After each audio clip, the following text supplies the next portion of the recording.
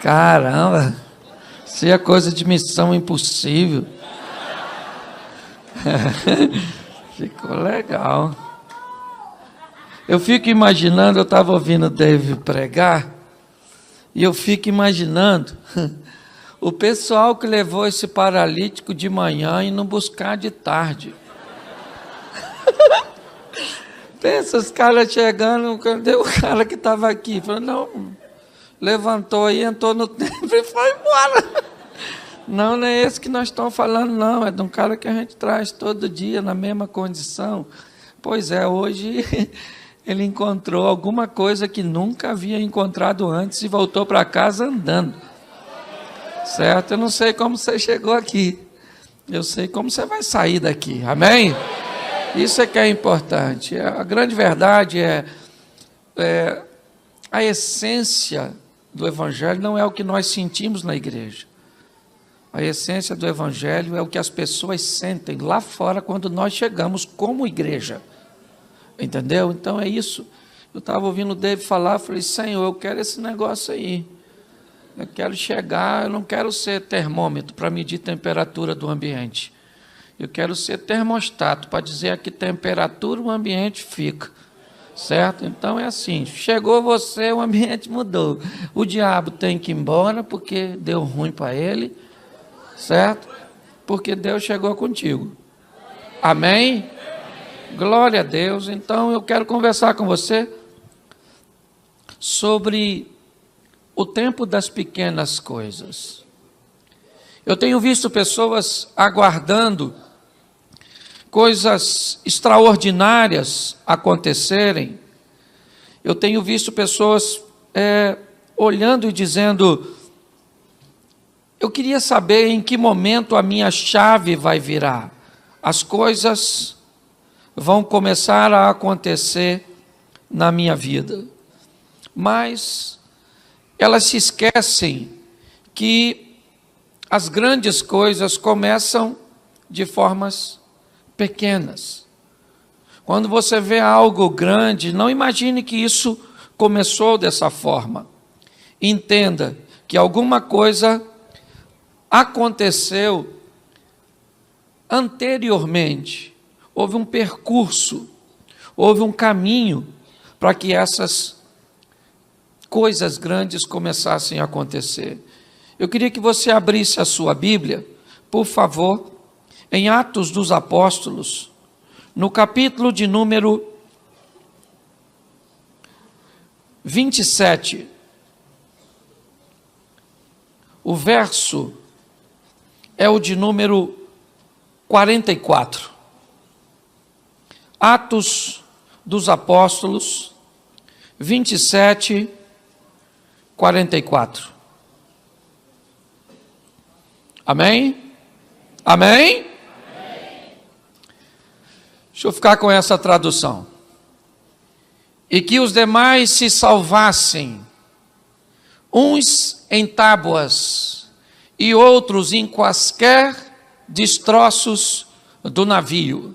Assim chegaram todos à terra salvos. Você pode repetir comigo? Uns em tábuas e outros em quaisquer destroços do navio. Isso, feche seus olhos. Senhor nosso Deus e Pai, em nome de Jesus, te damos graças, ó Deus, por tudo aquilo que o Senhor tem feito por nós. Continua falando conosco e usa-me como um canal de bênção nesta hora, em nome de Jesus. Você pode dizer amém? Amém. Glória a Deus. Eu quero conversar hoje com você sobre a percepção, a sensibilidade de entendermos os momentos das coisas pequenas. Muitas pessoas ficam por boa parte da sua vida aguardando momentos pirotécnicos, momentos extraordinários, momentos marcantes para que a sua vida dê uma guinada. E muitas delas chegam no final da vida, certo? E descobrem que esse momento não fez parte de sua história.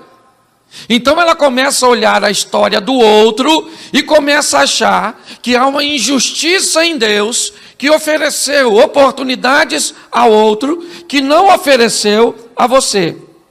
Porém, Eu preciso que você entenda que as pessoas que você vê viver grandes coisas, na verdade, elas se aproveitaram da somatória das pequenas coisas e das pequenas oportunidades que vieram ao seu encontro ao longo da caminhada. Por isso que na maioria das vezes que você olhar para pessoas vencedoras e tentar retirar dela, tentar sondar dela a fórmula do sucesso, a pergunta é como? Quando as coisas aconteceram? Quando a chave virou? E as pessoas vão dizer, eu não sei. Porque ela nunca virou totalmente no mesmo instante. Ela foi virando vagarosamente. Entendeu? Repita comigo, quem nasce grande é monstro. Isso. As coisas grandes um dia foram pequenas. Vamos pegar esse texto só para a gente usar com base, e já eu vou falar com você, vai ser rapidinho, com anestesia, você não vai nem notar, quando vê, acabou. Certo? Olha só, o texto está falando de uma viagem onde Paulo faz parte. Certo? Um navio que está sendo levado com prisioneiros. E um homem chamado Júlio foi ordenado a tomar conta. Com alguns soldados, ele está levando, me parece que o destino final é a Itália, provavelmente Roma. E dentro desses passageiros, se é que eu posso dizer assim, está o apóstolo Paulo. E essa embarcação vai enfrentar algumas adversidades, alguns problemas no curso. E ela vai afundar. Essa embarcação é diferente, por exemplo, da embarcação de Jonas, onde ela vai afundar porque há um desobediente. E basta jogar esse desobediente fora que a tempestade passa. Porque tem vida que afunda porque não quer remover coisas que precisam ser removidas. Entendeu? Quando nós olhamos para algumas tempestades, por exemplo, Marcos 4:35, Jesus disse, passemos para outra margem, e eles, deixando a multidão, levaram consigo assim como estava no barco, mas havia também com ele outros barquinhos, e levantou-se um grande temporal de vento, de maneira que as ondas subiam sobre o barco, e ele já quase se enchia, ele estava deitado sobre uma almofada, despertado, dizendo, mestre, não se dá que pereçamos, e ele disse, cala a boca, vento, fica quietinho, mar, o vento se aquietou, e houve grande bonança, ele disse, porque sois tão tímidos, não tem de fé, a embarcação não afundou, porque tem coisa que não vai afundar, mas tem coisa que afunda, certo? Esse aqui foi um barco que afundou, sim ou não? Mas o texto diz que uns em tábuas e outros em quaisquer coisas do navio. Eu fico imaginando que eles jamais imaginariam que um pedaço tão pequeno, que uma coisa tão insignificante poderia ser a representação da vida para eles. Certo? Eles só foram fazer a viagem porque era uma embarcação estruturada. Mas quando isso ruiu, o que sobrou? O que sobrou? Destroço. Certo? E eles receberam a ordem. Quem sabe nadar, pula. Nada e vaza. E quem não sabe, segura em alguma coisa, flutua e vai devagar. Mas o negócio é que ninguém vai morrer. Então eu não sei o que te sobrou. O que sobrou da sua família, o que sobrou das suas finanças, o que sobrou da sua fé. Eu não sei se ficou algo bem pequenino. Eu só sei que você deve se agarrar àquilo que sobrou. Retomar a sua história com Deus, entendeu? Porque a sua vida e a sua caminhada não terminou, certo? Hoje eu preciso te mostrar a importância das coisas pequenas, certo? Coisas pequenas, você quer ver? Um dia Deus falou com Samuel, Samuca, chega aí, eu rejeitei Saul, não quero mais, 1 Samuel capítulo 16 ou 17, então disse o Senhor a Samuel, até quando estará a ordem de Saul, porque eu tenho rejeitado para que não reine sobre Israel, enche o teu vaso de azeite e vem enviar-te a casa de Jessé, o belemita, porque dentro dos teus filhos do rei, depois você lê em casa que eu não sou obrigado a falar tudo, escute só, presta atenção, Deus falou com Samuel, dá um pulinho lá na casa do Jessé, porque lá eu vou levantar o novo, e Samuel foi para lá, sim ou não? Ungiu Davi na presença dos seus, isso, olha só, por que não, será que o Deus de Samuel não sabe que Davi não está em casa? Sabe? Então por que mandou Samuel ungir Davi em casa se ele não estava? Não era melhor ir no campo? Sim ou não? Mas volta aqui a mensagem do moço. A autoridade começa em casa. Davi foi ungido na presença de seus irmãos. Entendeu? Olha só. E a Bíblia diz que o Espírito do Senhor se apoderou de... E ele está cheio de Deus, sim ou não? E foi fazer o quê? Apacentar a ovelha. O cara agora está cheio de Deus, foi fazer apacentar a ovelhinha. Entendeu? Não... Ser cheio do Espírito de Deus não tornou ele integrante da Marvel. Certo? Não. Ele volta a praticar o que ele estava fazendo, mas agora cheio de Deus. O que apareceu? Um leão. E falou, eu vou pegar uma ovelha. Davi falou, ai maluco, a ovelha nem é minha. É do meu pai. Mas o bagulho aqui vai ficar doido, irmão. Um dos textos mais bizarros da Bíblia para mim está aqui. Davi conversando com Saul, dizendo, aí veio o leão, pegou uma ovelha, saiu correndo com a ovelha. Menino, presta atenção. Leão é bicho que você corre na frente, não é atrás. Segundo, até porque a ovelha que está na boca do leão provavelmente está... Só que Davi está dizendo, se ela está morta ou está viva, não é a questão. A questão é que essa ovelha não é do leão, ela é do meu pai e eu vou buscar ela na boca do leão. Você consegue entender isso? Ele é um garoto que parece normal, sim ou não? Mas mata leão. E depois que veio o urso? Vou pegar.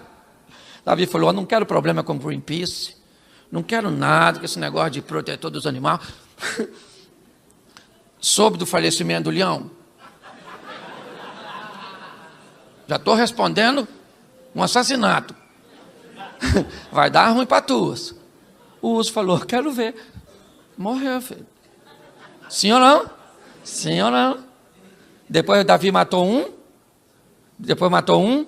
Qual foi o primeiro animal provavelmente que Davi matou? Não, ovelha, gente. Ele era pastor de ovelha, criava para comer, sim ou não? Um dos animais provavelmente que a Bíblia não diz que ele matou, mas ele deve ter enfrentado. Qual é o maior inimigo da ovelha? O lobo. Porque o cara matou a ovelha, matou o lobo, matou o urso, matou o leão e matou o gigante. Você quer entrar no cenário matando gigante? Morre. Entendeu? Aliás, José diz que Davi sabia que foi ungido para ser rei. Não foi para matar gigante. Eu imagino Deus escutando. Davi falando, vou encarar o gigante. Essa garotada nova. Impulsos. Eu imagino Deus pensando, me dá condição de imaginar, eu sei que aqui tem teólogo, tem achólogo, tem tudo nesse ambiente, certo? Aqui, então vai criticar mesmo o que eu falar, critica, porque... dane-se. Escute só, fico eu imaginando o Deus falando, Davi vai morrer, o Golias é experiente demais. E Davi diz o quê? Você vem a mim com espada, escudo, lança e outras indumentárias mais, mas eu vou contra você em nome... Eu imagino um anjo, dá licença eu imaginar, o anjo falando com Deus, Senhor, o senhor ouviu em nome de quem que ele falou que vai? No nome de quem ele vai, não vai dar para morrer. Ele vai no nome de quem? Ele vai no do Senhor. Então a mulher do Golias ficou viúva. Ok? Então eu preciso mostrar a você que são momentos pequenos, aparentemente insignificantes. E que na maioria das vezes, a nível de regra, são esses momentos e coisas aparentemente pequenas que vão dar um upgrade no seu casamento para ele mudar. Que vai pegar a sua vida financeira e vai mudar. Que vai pegar a sua saúde e vai mudar. Que vai pegar a sua vida ministerial e vai mudar. Porque são coisas pequenas que fazem coisas grandes acontecer. Isso. O que é mais precioso do que a vida? E esses homens foram salvos, segundo Atos dos Apóstolos, 27, 44, seguros em coisas que para eles talvez fosse insignificante. Ele jamais imaginaria que uma cadeira daquela no navio iria se tornar uma boia de salvação no mar. Entenda isso, é muito importante, porque eu sei que a maioria de nós queremos viver o fantástico, o extraordinário, o sensacional. Então o que você está esperando? Um Big Bang. Não é? Um estalinho, tum. que é isso? Nada. Às vezes, aquela coisa pequenininha que a senhora vai passar a fazer na sua vida vai levar seu casamento para um negócio extraordinário. Mas por que o casamento não muda? Que a senhora pensa que essa coisinha pequenininha não muda nada. Entendeu? Você está esperando sua vida financeira mudar. Então, o que você quer? Um momento que você tenha um dinheirão para dar uma oferta para Deus. Nossa, Deus está precisando tanto do seu dinheiro. Está uma crise financeira no céu. Você é louco. Entendeu? Já no Novo Testamento, Deus faz caixa eletrônico na boca de peixe. Pedro vai lá e pesca e digita a senha, que ele abre a boca, saca um dinheiro e paga o nosso imposto. É extraordinário. Então pare de esperar coisas grandes. Fique atento e seja sensível às coisas pequenas. E você vai viver o extraordinário de Deus. Põe para mim um texto, se for possível, aí, se você quiser anotar. Tiago capítulo 3, verso 4 e 5. Tiago 3, 4 e 5 diz assim: vede também as naus que, sendo tão grandes e levadas por impetuosos ventos, barcos grandes, impulsionados por ventos fortes, conseguem ser dominados por um pequeno leme. Coisas pequenas governando coisas grandes. Assim também a língua, um pequeno membro que gloria-se de grandes coisas. Vede quão grande bosque um pequeno fogo incendeia. Zacarias 4:10 diz o quê? Porque quem despreza o dia das pequenas, olha só, é uma pergunta, por que quem despreza o tempo das pequenas coisas? Quem olhava para Zorobabel e toda a estrutura que tinha, ela tão pequena que para reconstruir algo grande parecia impossível. Aprenda que é com pequenas coisas que você vai chegar muito longe. Pare de esperar a magnitude dessas coisas, certo? E eu vou te mostrar aqui, rapidinho, coisas pequenas e situações que, bem aproveitadas e bem vistas, e isso tem a ver bastante com maturidade, porque ficar velho é obrigatório, mas amadurecer é opcional. Entendeu? Você tem que aprender isso, certo? A maturidade, ela nos leva para outra fase da nossa vida. Amém? Por isso, ele diz que eu aprendi a viver com pouco, eu aprendi a viver com muito, eu aprendi a viver com saúde, eu aprendi a viver doente, eu aprendi a viver com... O que é isso? Isso é maturidade. Gente que cresce, e não é crescer simplesmente fisicamente, é acabar com as coisas de menino. Quando eu era menino, falava como menino, pensava como menino e agia como menino. Quando cheguei a ser grande, primeira coisa que eu acabei, com as coisas de menino. Entendeu? Cresça, certo? Permita-se crescer. Essa é a grande coisa. Então deixa eu mostrar para você 4 textos aqui, rapidinho, certo? O primeiro é segundo livro dos Reis, capítulo 4, verso 2, certo? Onde a viúva, tá aí, o cara é rápido, hein? Perguntou-lhe Eliseu, o que te hei de fazer? Dize-me o que tens em casa. E ela disse o quê? Ela disse o quê? Tua serva não tem? Nada, hein? Nada, hein? Se não, presta atenção. O que o texto diz? Que essa mulher acabou de perder o marido e ele não podia ter morrido. Por quê? Porque era um cara que não pagava as contas. Certo? Porque tem homem que, isso aqui é uma lição bíblica. Paga as contas antes de morrer, para não deixar a sua mulher numa situação ruim. Porque tem homem que não pode se dar o luxo de morrer. Que no velório a dona tem que estar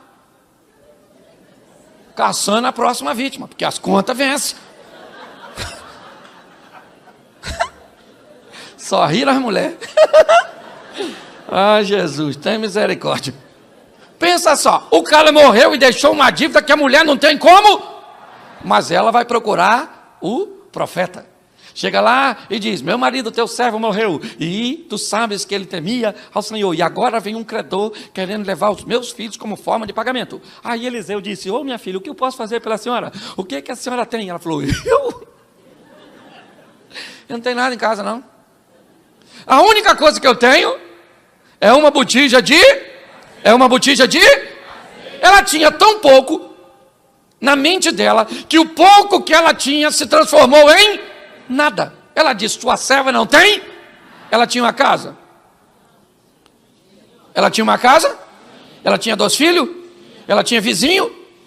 Ela tinha Deus? E ela ainda tinha uma botija de... E o que ela disse que tinha? Porque tem gente que não pode viver crise, que acha que não tem nada. Não reconhece nada do que tem. Certo? É só chegar uma crise. Olha, isso é coisa de pobre. Pobre que ele não tem nada, vem a enchente, ele perde tudo. Como você perde tudo se você não tinha? O que eu quero que você entenda é que essa mulher está olhando para a coisa, certo? Pequena, e não está conseguindo ver saída. Ok? O que a senhora tem em casa? Eu tenho uma botija de... É só isso que eu tenho. Entendeu? Nada, nada além de uma botija de... O milagre dela vai ser a partir daquilo que ela... Do que ela... Pois é, querido. O milagre que você vai viver começa com aquilo que tu tem. Entendeu? Entendeu? Então coloque o que você tem para rolo. Já ouviu essa expressão? Coloque o que você tem para o rolo. Coloque na mão de Deus. Monte uma estrutura com aquilo que você tem. A mulher disse: pastor, a única coisa, eu estou numa situação difícil, a única coisa que eu sei fazer na minha vida é cozinhar. Querido, faz uns salgados, faz uns doces. É bom em quê? A dona está com um restaurante. Começou vendendo salgadinho. Entendeu? O que você tem é a matéria-prima que vai fazer você ir para onde deseja. Pare de olhar as coisas. Eliseu falou: o que a senhora tem? Ela falou: eu não tenho nada. Eliseu deve ter pensado: nada aí também está ruim. Então eu vou multiplicar por 100. Sem nada, isso aí. Isso aí, alguém fez as contas rapidinho. Isso aí, isso é um negócio sensacional. Olha só. Eliseu falou: então a senhora fala o seguinte: a partir desse pouco que a senhora tem, isso vai ser a base do seu milagre. Só que às vezes, nós estamos tão ouvindo essas coisas mirabolantes, sabe, essas coisas de televisão que dá prêmio de 1 milhão, 2 milhões, essa ascensão meteora, essas coisas extraordinárias que está todo mundo esperando, coisa grande. Eu venho da roça o lema era: de grão em grão. Era um negócio bom. De onde eu venho, vamos num ninho de galinha que tem 15 ovos. Nós pega quanto? 14. Porque galinha para de botar se não ficar. Sabe nada, vocês não sabem nada. Essa geração de vocês sabe nada.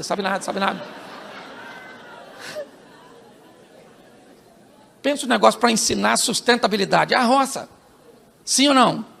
Extraordinário, sabe?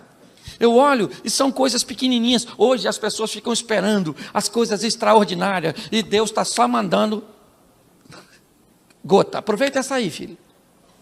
O que é isso? O que é isso? Isso não é nada, não é nada. Eliseu falou: a senhora vai para a sua casa, presta atenção, pega vasilha, vai nos seus vizinhos, coloca tudo, pega seus filhos e vai encher os negócios tudinho. A partir do que a senhora... O que a senhora tem? A senhora tem esse marido. O que é isso? Nada.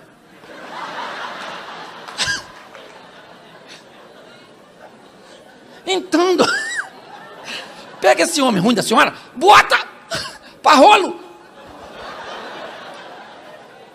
O que a senhora você tem? Você tem essa mulher. Que é isso? Isso é seu sonho? Isso é seu Jason, seu pesadelo, sexta-feira 13. O que você tem? O que você tem hoje Pare e pense, é pouco demais para você, mas coloque na mão do seu Deus. Entenda isso. Pare de olhar para o que você tem e diz, isso é muito pouco, com isso eu não vou a lugar nenhum. Sabe o primeiro carro que eu tive? Uma Brasília.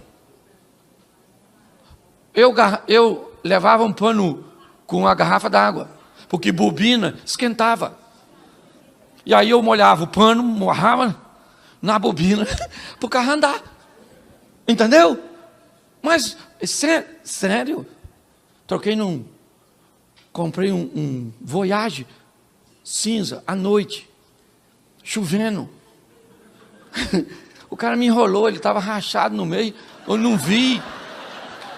Levei um prejuízo desgramado. Depois troquei por um Corsa, apaixonado por reboque. Um dia ele parou na Dutra, em Taubaté, eu mandei rebocar para a oficina. Quando ele desceu, o mecânico ligou e ele pegou. O mecânico falou, o que ele tem, moço? Eu falei, vontade de andar de reboque, só pode.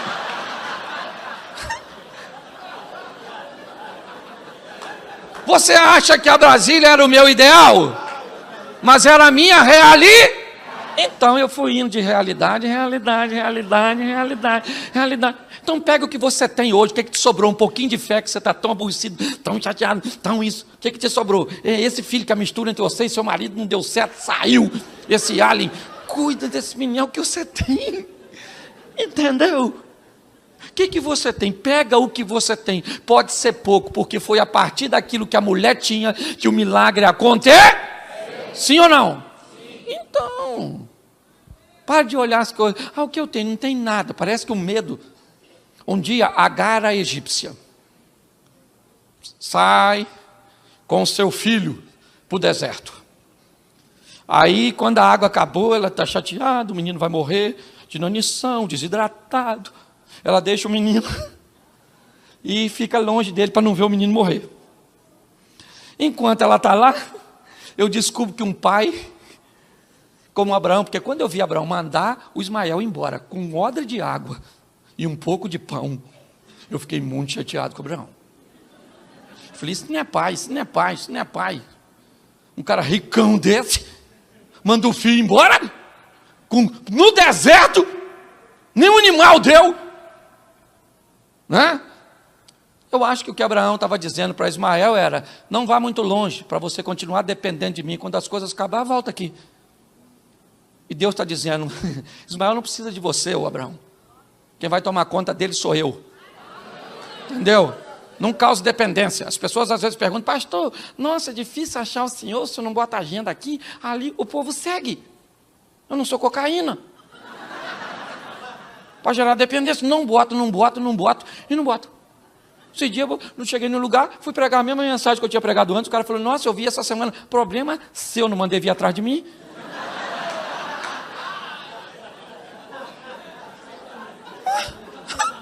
Eu vou pregar e vou continuar pregando, nas próximas 50 pregações minhas eu vou pregar a mesma coisa. Ele falou, então eu não vou mais. Eu falei, nossa, vai fazer tanta diferença. Escute só. Olha só, aquele menino está lá, a mulher está sem esperança, sim ou não? Sim ou não? Aí o texto diz, o anjo aparece para Agar, diz assim, Agar, por que você está assim, filha? Deus ouviu a voz do menino. E o texto diz que Deus abriu os olhos da Agar e ela viu um poço. O texto não diz que o poço apareceu. O texto sugere que o poço estava lá, mas ela não estava vendo. Porque às vezes o seu milagre está mais perto de você do que você pensa. E o problema não está no que Deus está fazendo, está nos seus olhos que não consegue ver. Você consegue entender? Para de reclamar do tamanho da sua igreja, do seu marido, da sua mulher, dos seus filhos, da sua sogra. Isso, que não tem dinheiro, que não tem aquilo, que não tem aquilo outro, que não. Quem é seu Deus? Fala para mim, quem é o seu Deus? Fala quem é. Deus é Deus. Você quer ver? Olha só. Se eu falasse para você agora, Deus fechou as portas para você, e está fechada. Sai daqui e procura um centro de macumba e chama o macumbeiro e diz, olha, fui lá na igreja, o pastor Cláudio falou para mim que Deus fechou as portas. Faz um trabalho para Deus abrir. Sabe o que? Se o cara for sério, sabe o que ele vai falar? Quem fechou? Deus. Deus fechou, você quer que eu faça alguma coisa? Pois é, irmão, não vai rolar não. Deixa a penosa viva. Nem vou matar o cabrito. Porque porta que Deus fecha, só ele aqui. Agora, vai num centro desse, aí, e alguém diz que o diabo fechou as portas e vem na igreja e diz, olha, sai de lá agora. Sabe que qualquer um vai falar, chega aqui na frente, mano, chega aqui na frente. O diabo fechou? Sabe nada, tem um chaveiro aqui na igreja. Nós temos que entender. O grande problema é que nós andamos ao lado de um Deus que é muito,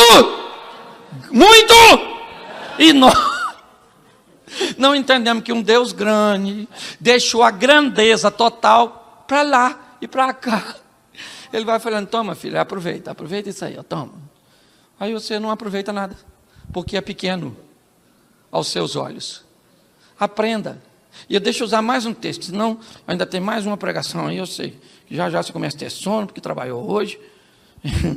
Coloca para mim, primeiro livro dos Reis, capítulo 18, verso 44. Primeiro Reis 18, 44.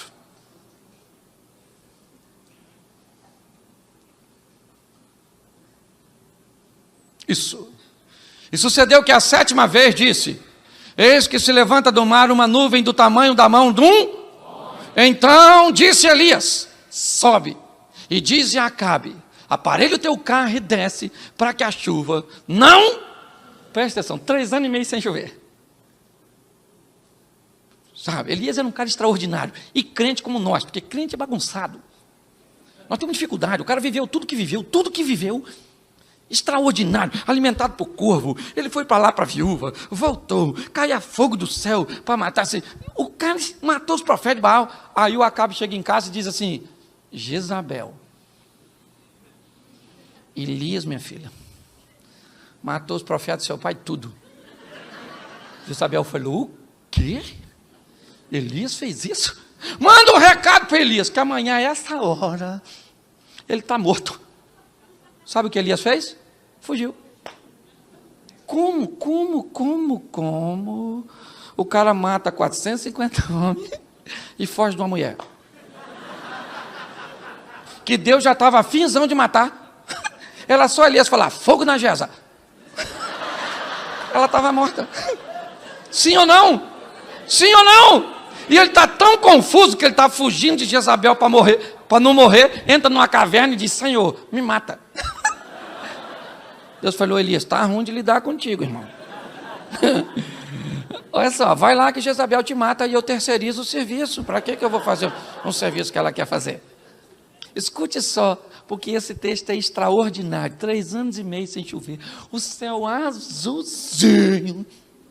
E Elias disse, vai chover nesse negócio aí. E fala para um garoto que estava com ele. E diz assim, eu vou ficar orando aqui, você vai lá dar uma olhadinha para a banda do mar e ver como é que está as coisas. Foi lá, o que tem? Está azulzinho. E agora, azulzinho de novo. E de novo, azulzinho. E agora? Agora tem uma nuvenzinha.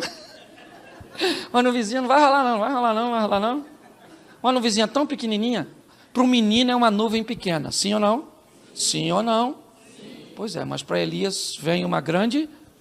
Por quê? Porque nós estamos diante da ótica de um menino e diante da ótica de um homem.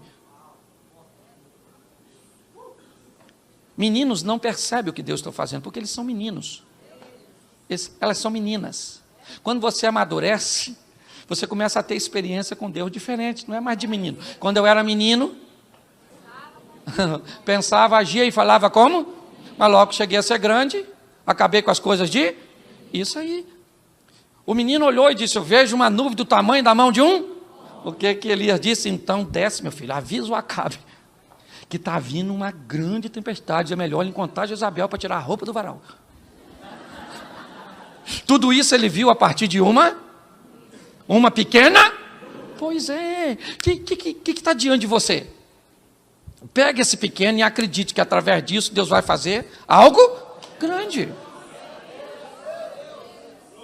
Você consegue? E me parece que Elias consegue passar isso adiante. Porque olha só, Eliseu, não era ele que estava nessa ocasião do Carmelo. Ok? Mas agora Elias se torna o moço, ou Eliseu se torna o moço de Elias. Sim ou não? E um dia a casa de Eliseu está cercada em Dotã, pelo exército dos arameus, os sírios. Certo? E agora, agora tem um garoto que está trabalhando com Eliseu. Olha só, um dia Eliseu foi garoto de Elias, um moço de Elias. E agora Geazi é o moço de Eliseu. Certo? Porque o Eliseu um dia foi moço, mas agora ele é o homem. Está na hora de crescer, gente. Está na hora de amadurecer. Entendeu? A fragilidade está na meninice de muita gente. Sabe? Porque se Deus não fizer o que eu quero ir embora. Ah, Naamã. Vai voltar para casa leproso? Entendeu? Nós temos que entender isso. Amadurecer. Sabe? Agora, quando eu olho, o que eu vejo? Um Eliseu que aprendeu a amadurecer. O menino está dizendo, o que faremos, meu Senhor? E ele disse, calma, mais numerosos são os que estão conosco do que os que estão com ele. O menino não via, mas ele via. E ele agora ora a Deus para que o menino veja que você tem que andar com gente que vê coisa que você não vê e que consiga te mostrar. Veja quem caminha contigo, você só anda com cabeça de bagre, quer pensar o quê? Reveja seus conceitos, seus valores.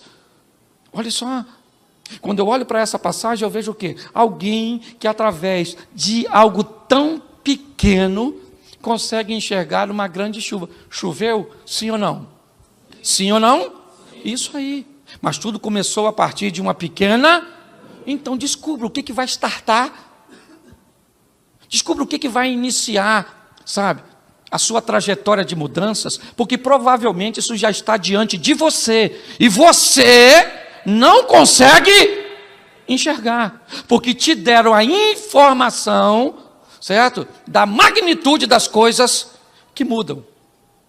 A grande verdade é essa. As coisas mudam de uma forma paulatina, gradativa, salutar, mas normalmente bem pequenina. E por isso grande parte das pessoas não consegue encontrar o que a maioria delas buscam, que é a vida com Deus, o milagre, sabe? O agir de Deus. Por quê? Sempre estão esperando coisas grandiosas. Vá conversar com as pessoas e você vai descobrir, certo? Converse hoje com Silvio Santos. E pergunta como é que ele começou a sua história.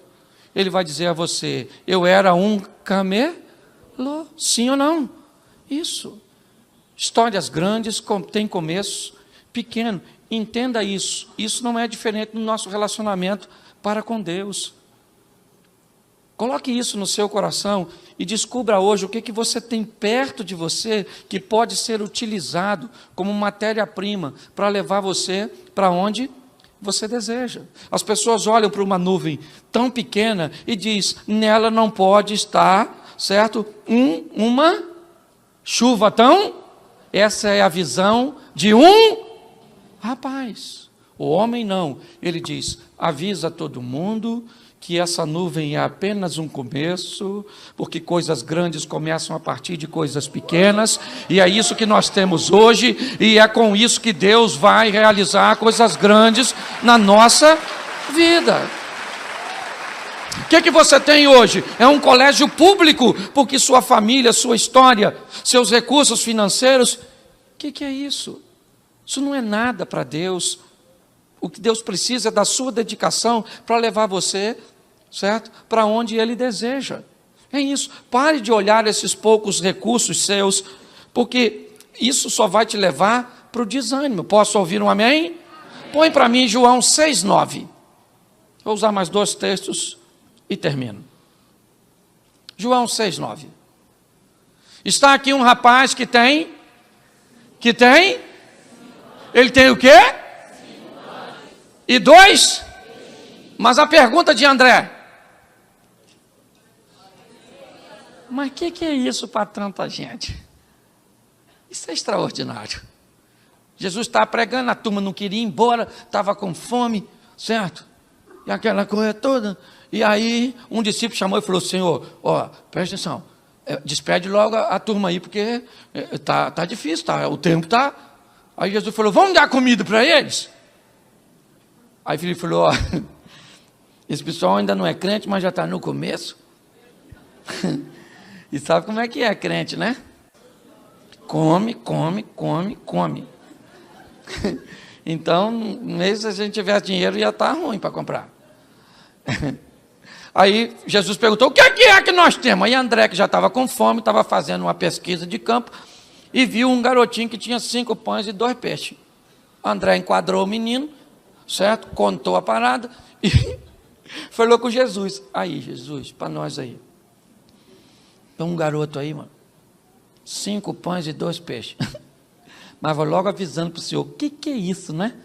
Para tanta gente.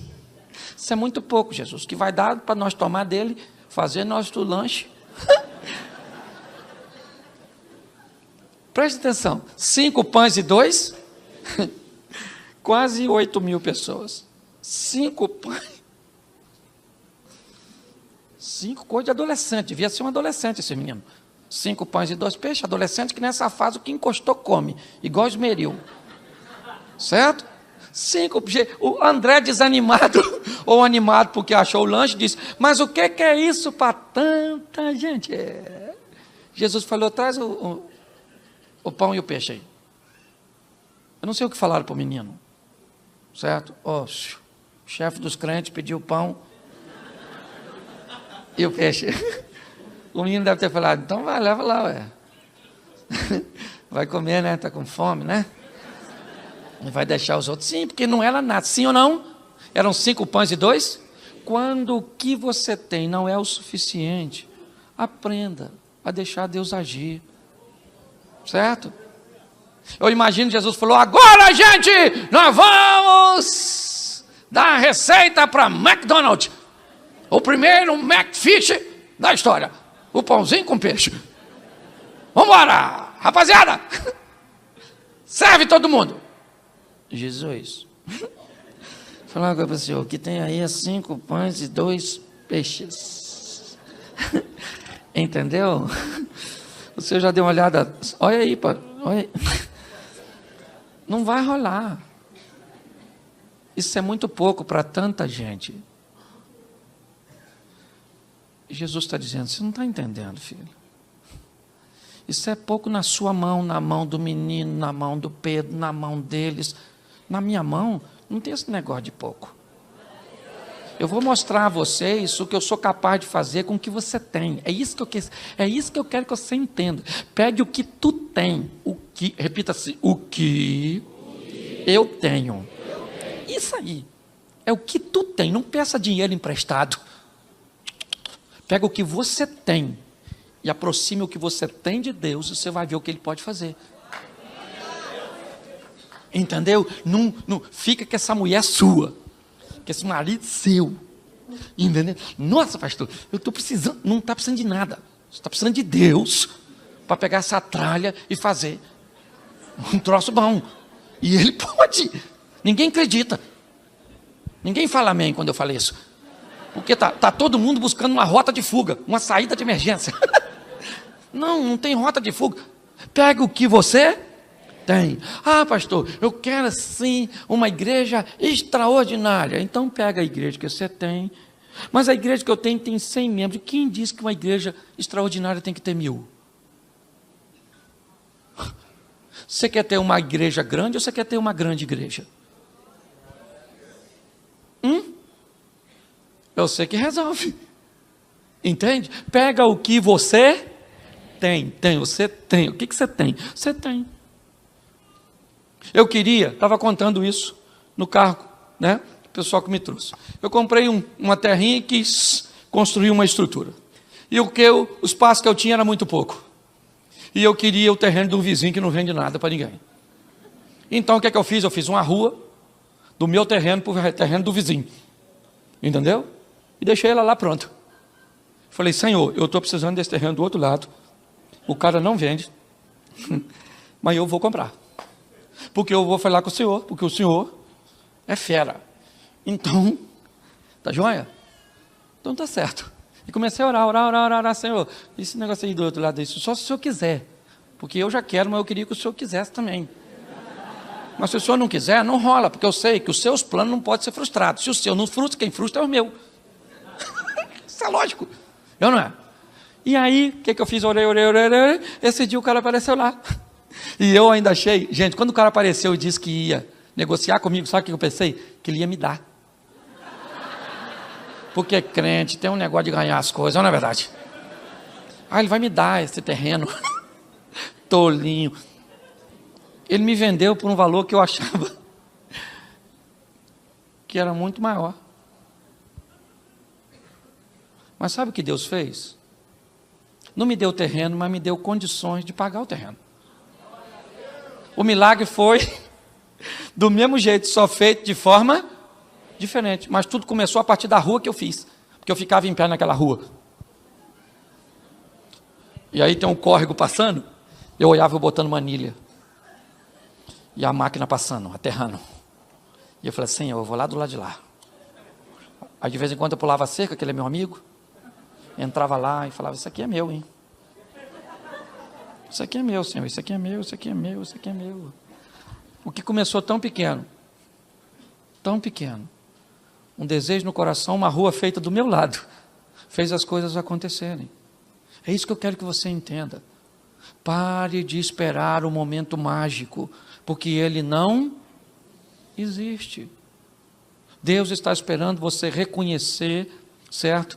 A importância do momento das pequenas coisas. E eu volto para Davi, para encerrar. Vamos lá. Vai à casa de Jessé e unge um de seus filhos como rei. Que filho vai ser ungido como rei?